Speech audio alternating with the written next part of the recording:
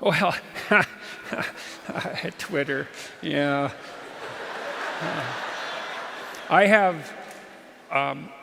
have pulled back from Twitter almost entirely in the last 4 months, and I can't say that that's done me any psychological harm. I've quit reading the comments. The comments on Twitter are really kind of, they're such an odd way of communicating, because let's say you tweet something out and it goes out to, who knows, I think I have 1 million Twitter followers, it's something like that. And I don't know how many of them read what I tweet, but let's say 10,000 or something. It's just a guess. Who comments? It's not like it's a random sample. Like if I just pointed to 50 people in the audience randomly and asked for an opinion about something, I'd kind of get a good sample of what the audience thought. But if I said, okay, who had an absolutely dreadful morning and is just as bitchy as can possibly be imagined? Okay, so why don't all you people stand up, okay? And then I'll ask the most miserable of you for your opinion. That's kind of what Twitter's like.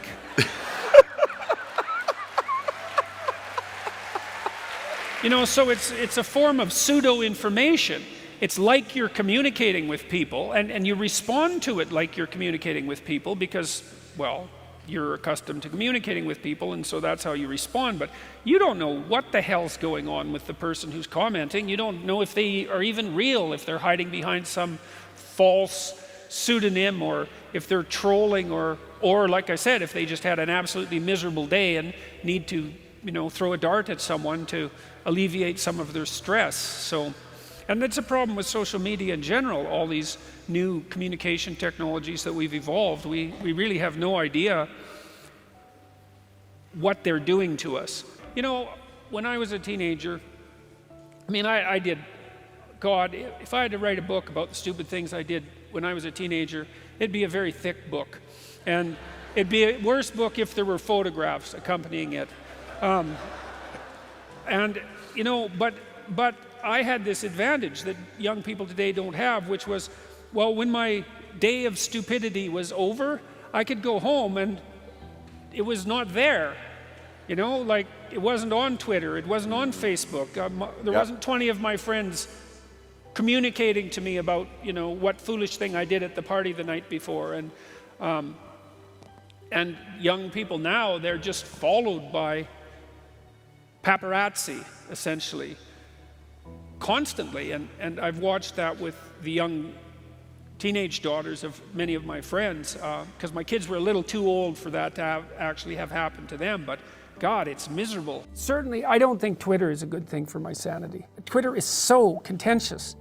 It's so, if you want a daily dose of hate, you can get it in 10 minutes on Twitter.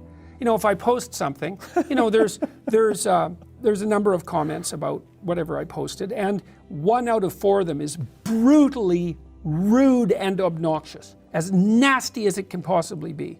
And that's very, very common. And people are quite sensitive to negative information. We're more sensitive to negative information than we are to positive information.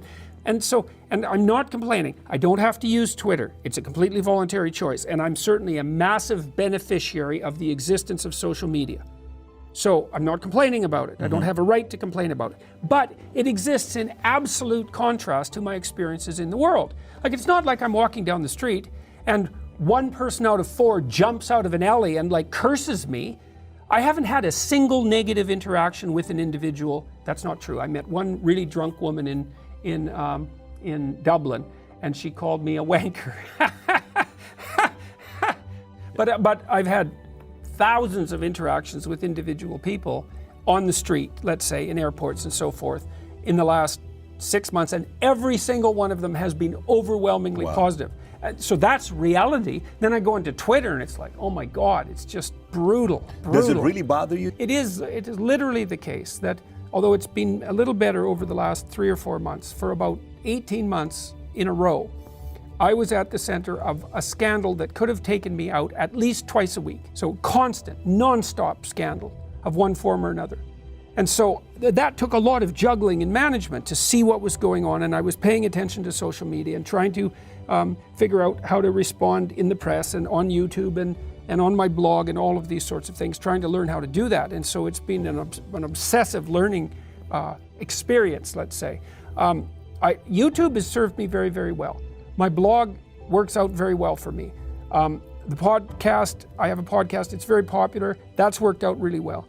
Facebook, I don't pay much attention to Facebook, although I post on it. Twitter, that's something else. Twitter is, vicious, I don't know what to do with Twitter. I don't know what to do with Twitter. I think I go back and forth. I go back and forth. You know, there's a part of me that there's people I keep up with on Twitter, the people I follow, some of these IDW types, so to speak. You know, I see what Shapiro's posting, I see what Brett Weinstein's posting, and Sam Harris, and I kind of keep in the loop that way. And I feel a moral obligation to keep up. And I have 900,000 followers, and I feel an obligation to them too. But there's also this addictive curiosity, you know, that what's happening. And I tried to pull myself away from that on the TV news, because it's the same thing except in much less concentrated form. And it was good for me. And I do think if it's only important today, it's not important. Right? If it's news, it doesn't matter if you don't know about it for a week. That's powerful. It's still news. But I still haven't figured out how to completely deal with all this social reach I have at my fingertips. I don't know exactly how to manage.